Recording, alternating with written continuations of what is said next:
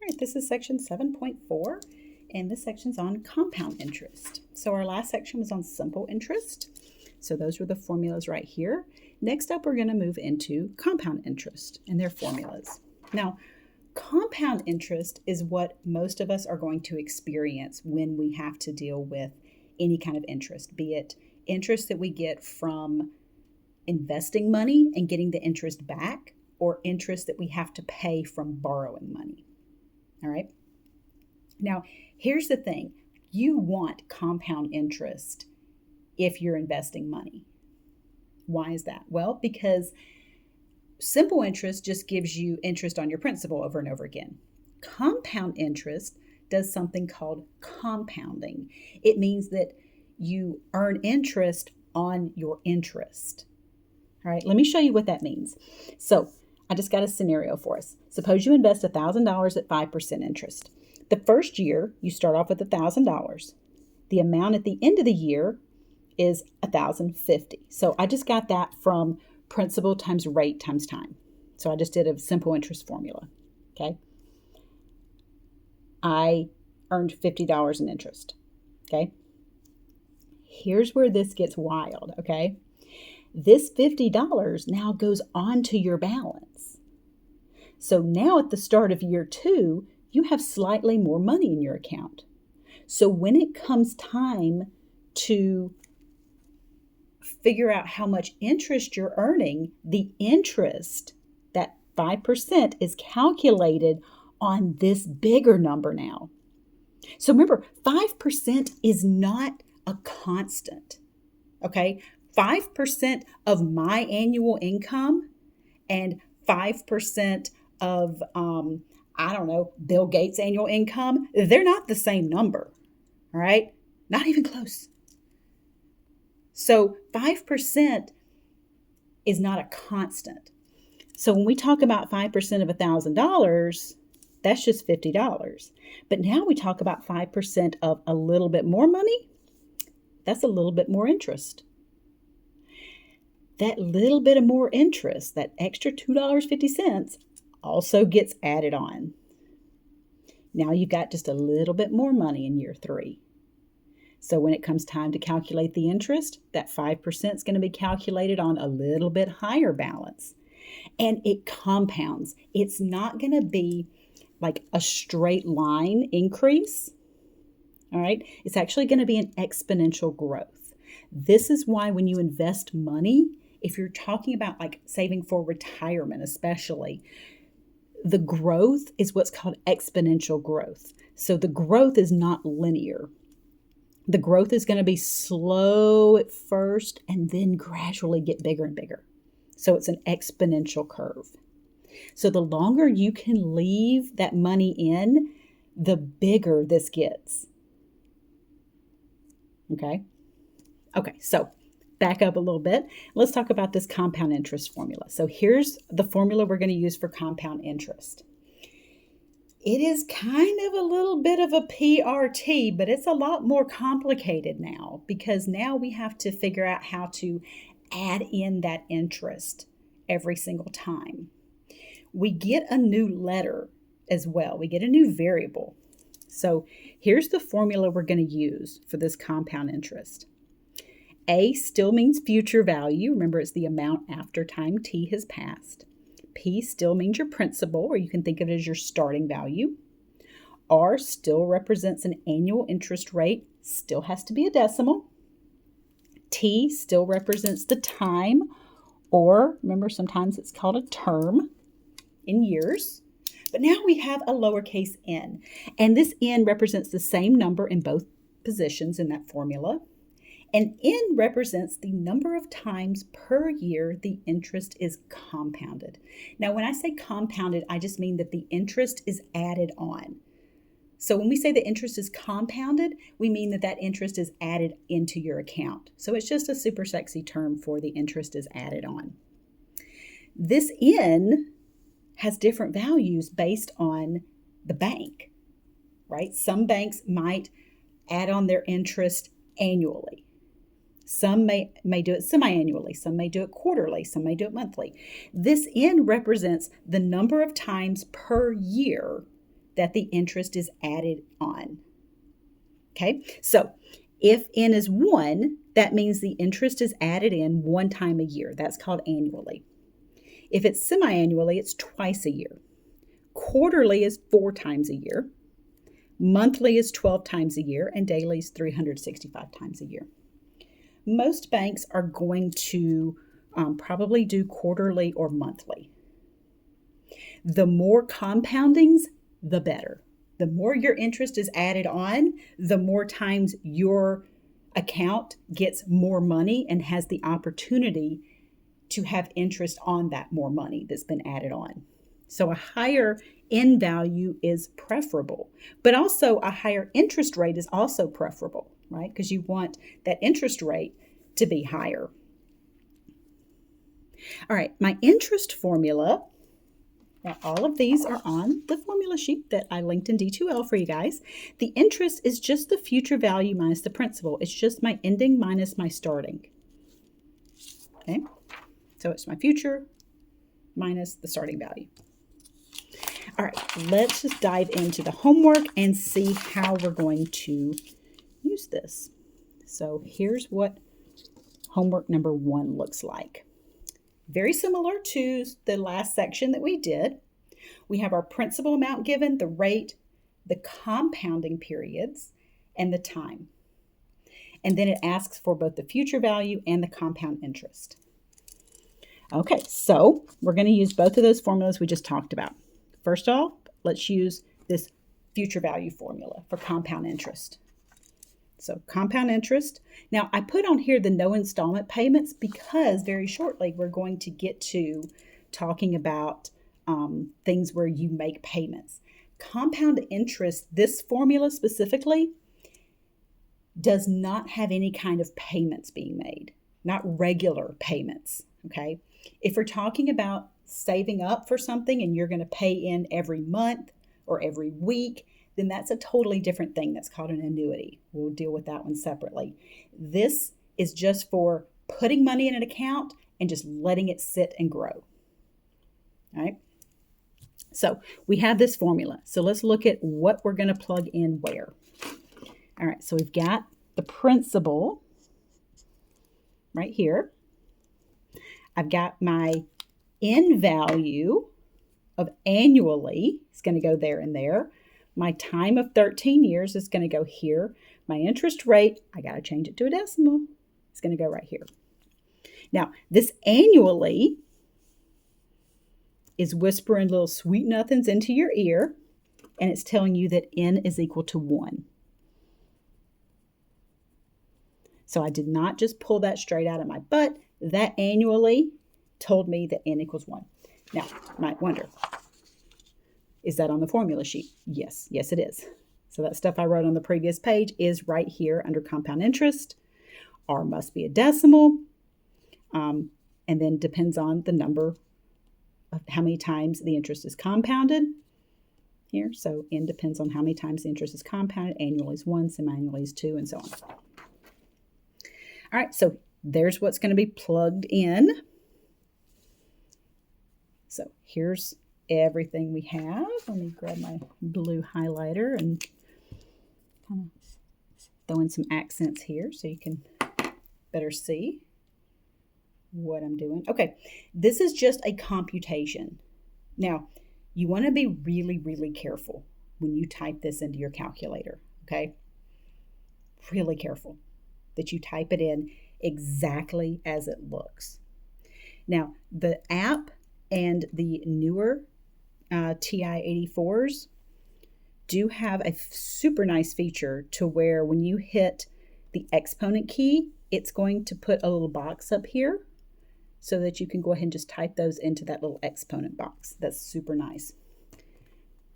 My old calculator does not have that feature, so I'm going to use this one because it's going to look more like what your app is going to look like.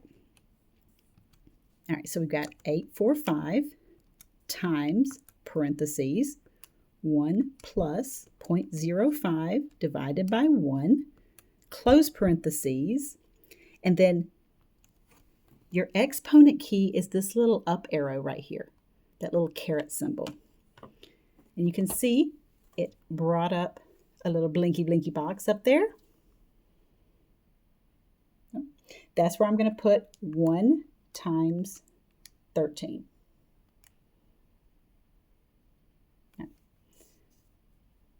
So that's what I got. Now, what you should do is not just watch what I'm doing and nod and smile. You should pause this video, get your calculator out, and make sure you can do these computations with me.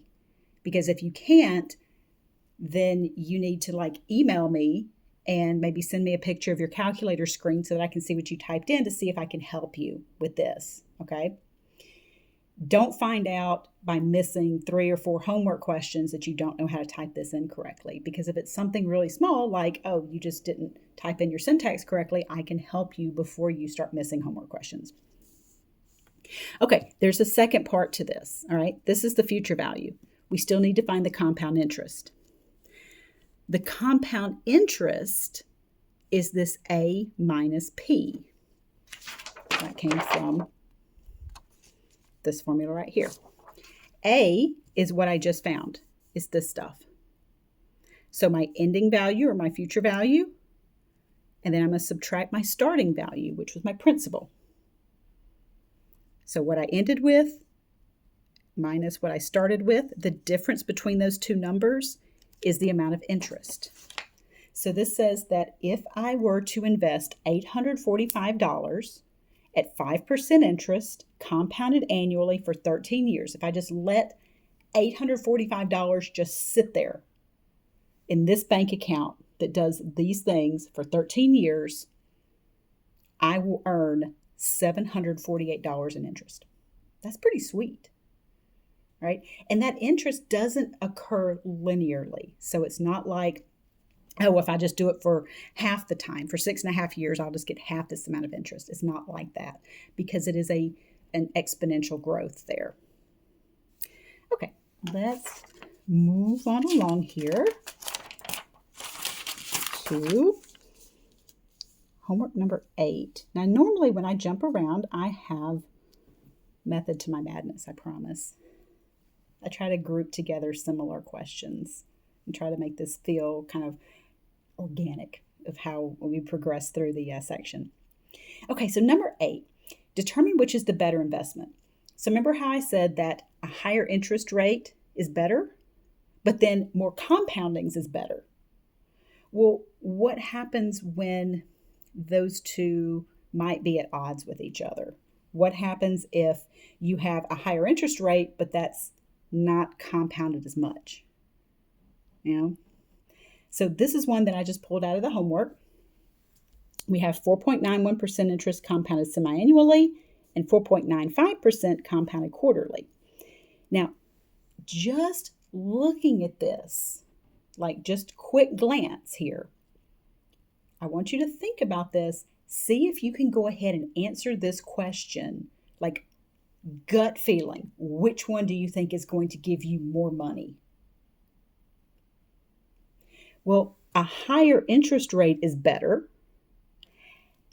and more compoundings. Well, semi-annually is only twice a year, quarterly is 4 times a year. So this second one is all kinds of better, right? It's better in the percent, it's a higher percent, and it's compounded more. So this one is the better choice, right? No math needed. The real question comes when, like, say these two are flipped. And that does happen in some of the homework examples. That it's like, oh, well, this one's got a higher percent. Oh, but this one's compounded more. How does it work out? So I'm still going to go through all the math, just in case it's not going to be something we can just kind of reason our way through. This is where something called the effective rate comes in. That's this formula right here. So we're going to use something called an effective rate. That's going to be used to compare two investments. Now you'll notice we don't actually have any money spoken. Like we don't have like, oh, you're investing, $5,000 for this amount of time. We don't have that. We just have the basics, the percent and the compoundings. We can use this formula right here to break these down to their simple interest rate basics. That way we can then compare them side by side and say, hey, which one's better?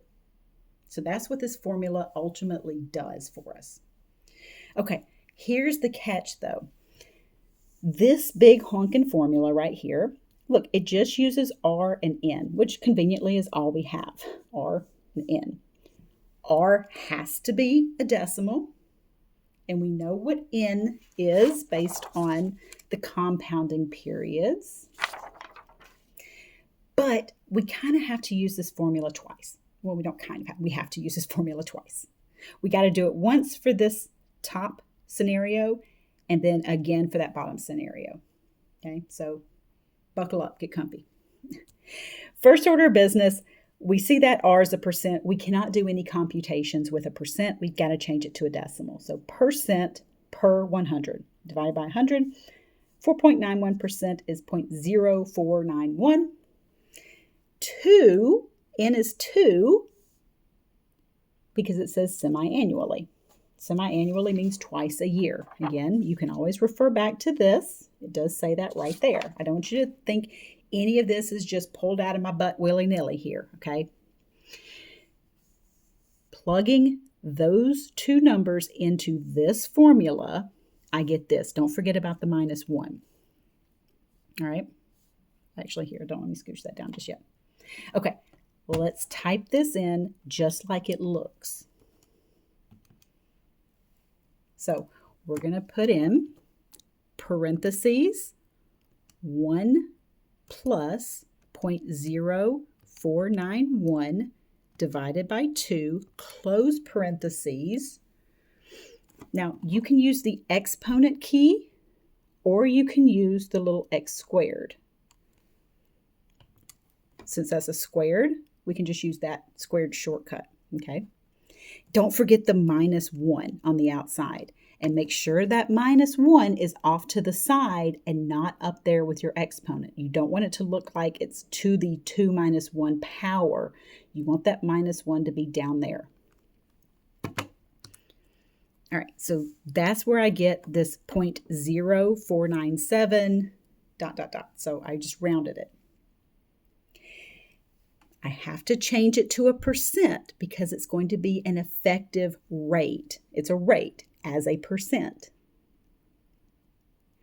Remember, in the last section, to change it to a percent, we have to multiply by 100. We have to do the opposite of changing it to a decimal, which was dividing by 100. So multiplying this answer times 100, I get 4.97%. Now, Alex will tell you how many decimal places to round it to. It's going to ask you for the effective rate for this scenario. Boom. Then it's going to ask you for the effective rate of this bottom scenario. Then the part 3 is going to ask you which one is the better investment. Okay, so this was fun. Let's do it again for this interest rate and this N value. All right, so 4.95% change to a decimal, right? Percent per 100. Quarterly is 4 times a year. I'm going to use the same formula. Don't forget the minus 1. It's very easy to forget. So I'm plugging in this value of R and this value of N in both of these places. There's N. Don't forget the minus 1. Putting all this in your calculator, you should get this decimal, 0.0504. Then we have to change it to a percent, just like last time. Multiply that answer by 100, we get 5.04%. This is the effective rate for this top line. This is the effective rate for this bottom line. The third part in Alex is going to ask you which is the better investment. The larger effective rate, the larger of these two green numbers, that's why I did this in green, the larger of those two answers is the better investment. So 5.04% is the better investment. That means, and this effective rate came from this second scenario. So this is the better investment, which is what we predicted based on it having a higher percent and a higher compounding. let's keep on moving. I don't want to move too fast, but also I know that you guys have the luxury of a pause and rewind button. Okay, so scooch down a little bit. The compound interest formula that we were just using, like I said earlier, is when you deposit just a lump sum and you let it sit and collect interest. You don't make any kind of payments to it. It just sits there and just collects interest. Now you may wonder, why wouldn't I make payments? Well, because there's certain scenarios where the bank will just let you get a higher interest rate if you don't make payments. If you just put a chunk of money into something like a certificate of deposit called a CD, then it just has to sit there and just grow and you can't touch it for that length of time. It kind of stinks because it's like, oh, well, I can't touch it, so you don't have access to it without a penalty, but it might grow at a higher percent than a normal savings account would. So if you're going to make periodic payments, which is what most of us are going to do, if we're trying to save up for a goal, like saving up for our kids to go to college, or if you're saving up to buy a car, or you're saving up to buy a house, or for a down payment on a house, or something like that, you're going to need to make periodic payments. Alex is going to use this formula, okay? We're not doing that, all right? No. We're not doing that, okay? Because making these periodic payments is way more real world than this compound interest thing, okay? The compound interest, yeah, it's possible that you're going to invest some money and just let it sit there, right? This is going to be way more real world examples that we're going to do for the rest of this chapter. We're not using that big honking stupid formula, okay? Instead, we're going to use something on the calculator called a TVM solver. This is going to be very similar to those things that you're going to find on the internet, like a mortgage calculator or a payment calculator or something, okay? So that's why I want to use the calculator, because I want you guys to be able to do this in the real world. And honest to God, if I'm going to go buy a car, I'm not breaking out that formula. I'm not that level of nerd, okay? Nobody is. So instead, we're going to use something called a TVM solver. It is under apps. So I don't know if you can see because I'm kind of zoomed out. So that says apps right there. Now mine has the finance menu first. I know some of the newer versions maybe don't have that menu, and you just go straight to TVM solver. That means time value of money. Boom. That's the magic menu that we're going to use. Okay. So it is under apps. You should pause this video and go ahead and locate it because you're going to need it. Okay. Do not try to follow Alex and use that big honking formula with that big R in it and try to do all that algebra and all those computations. It is not fun. So my way is going to be way faster, way more useful in the real world, way easier. Promise. Okay, so it's under apps, remember? Finance TVM solver. So we get this menu. Let's talk about what all these things mean. Okay, we have capital N, not to be confused with lowercase n. Capital N is the total number of payments that you're going to be making. Okay, we're going to calculate that by multiplying the number of payments per year times the number of years. So if you're paying monthly for 3 years, that's 12 payments per year for 3 years. That's 36 total payments. Okay. You'll notice in this menu, there's a little percent symbol there. Booyah. You know what that means? That means we don't have to change it to a decimal. The calculator will do it for us. Woohoo. PV is our principal value or our starting value. PMT is our payment amount. FV is our future value or our ending value. Then we have P/Y and C/Y. That's the payments per year and the compoundings per year. Most of the time, these are going to be the same. I think there's like one homework problem where these are not the same. Okay? But most of the time, these are going to be the same. Now, on the calculator, the payment right here, you have the choice of end or begin. So if you just scroll down and you arrow over and hit highlight, you can do begin or highlight here for end. Leave it on end because Alex does all of its calculations based on end. For the app, if you're using the app on your phone for the emulator, you're going to have something that says payment mode. Make sure that says 0. Okay, I think your choices are 0 or 1. Make sure it says 0. Now, what does that mean? That's because Alex is going to calculate these payments based on them happening at the end of the month. Real world talk, okay, let's talk about the real world here. You want to make payments on something, like say it's a car payment or a house payment. You want those payments to be done at the beginning of the month. Do not pay anything. Credit cards, car note, house payment, none of that. Do not pay that at the end of the month if you can help it. Because your interest is calculated by the average daily balance that you carried.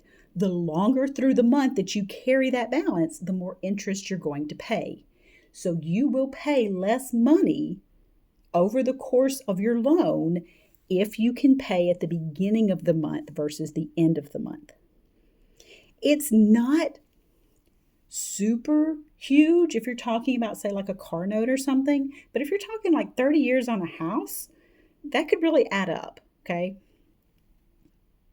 Okay, so let's see how to use this because this is going to be way better than this, okay? I don't feel like I have to give you the hard sell, right? I don't feel like I have to do the sleazy used car salesman like, hey, what's it going to take to get you in this quick menu and not using this mess? So homework number 4 says to find the periodic payment needed to attain the future value of the annuity. Okay. First of all, that is telling you that we're going to be solving for a payment amount and the fact that it said annuity. These two, okay, either one of these would have clued you in that you're going to be using this TVM solver as opposed to this compound interest formula. This is for money sitting there and just collecting interest. This TVM solver is for making payments. Okay, so if it says something about periodic payments or if it says annuity, that's your cue that you're going to use this TVM solver, okay? It just so happens that both words were used here, so it was like big fat clue in here. Okay, I'm given the future value, the rate, the compounding, and the time. So let's start doing our calculations. N is the total number of payments. It's the number of payments per year times the number of years. All right, number of payments per year. Quarterly. That's 4 payments per year. The number of years is 4. So you can see how I kind of highlighted to show you where I got those numbers from. That means I'm going to make 16 total payments. I'm making them quarterly for 4 years. My interest, remember, it's as a percent, so I can just leave it 3.2%. I can just put 3.2. Don't change it to a decimal. It's fine as a percent. My present value, okay, because I'm given the future value of $7,400, this tells me that I'm trying to save up to get $7,400 after 4 years. So I'm going to start with nothing because it didn't tell me I started with anything. I made a little note of that. If you're saving up to meet a goal, then your present value is 0, your starting value is 0, and your future value is your goal amount. Whereas if you're paying off something, then your present value is whatever your loan amount is, and your future value is 0 because you want to pay it off to 0. The payment, we're going to solve for that amount. So leave that off for now. I'll come back to it. My future value is $7,400. My payments per year and compoundings per year, unless it tells you otherwise, you assume that they are the same. Okay, unless it tells you otherwise. Okay, so let's go into this menu. And let's start putting in some numbers. Okay, so I'm just going to zoom in here. Oh, that's a little too tight of a zoom. Okay. So I've got in here was 4 times 4, which is 16. Now, you can type in 16, or if it's, a bigger computation and you don't want to do it in your head, you can always just type in the computation there. My interest rate is this 3.2. My present value is 0. Payment, I'm going to come back to it, so I'm just going to leave whatever's there. My future value is 7,400. And then this is 4. Now look, for this one, when I go down to the next field, notice did you see how it changed on its own? I didn't change it to 4, it changed on its own.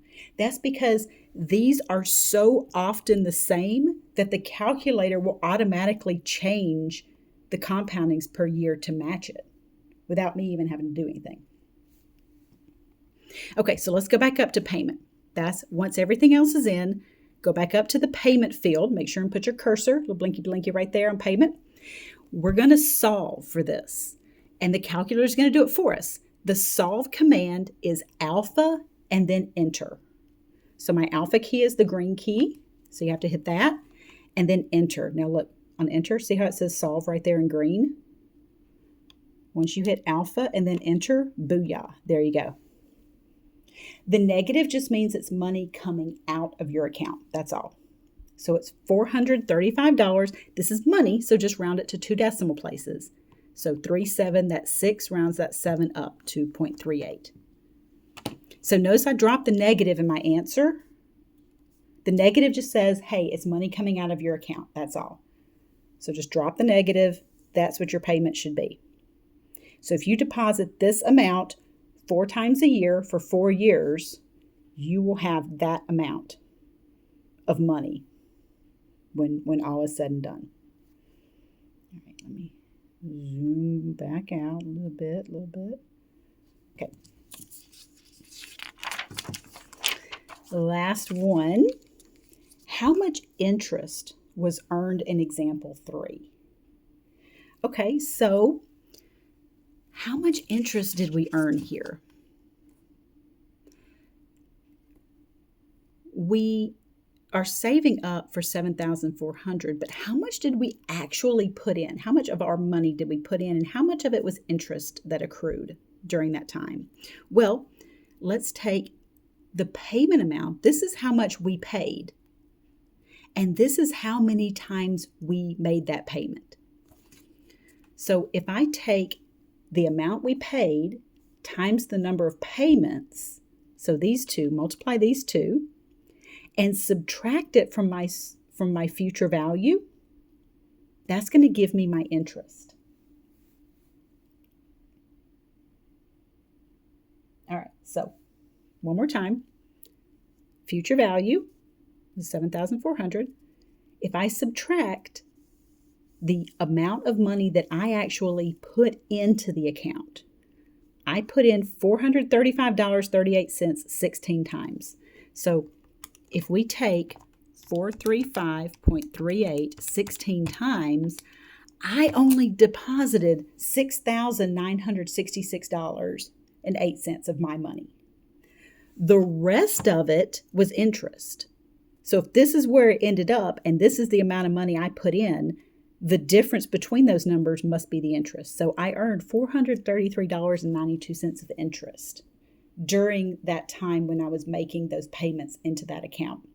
When I was depositing this amount into that account, I earned that much interest.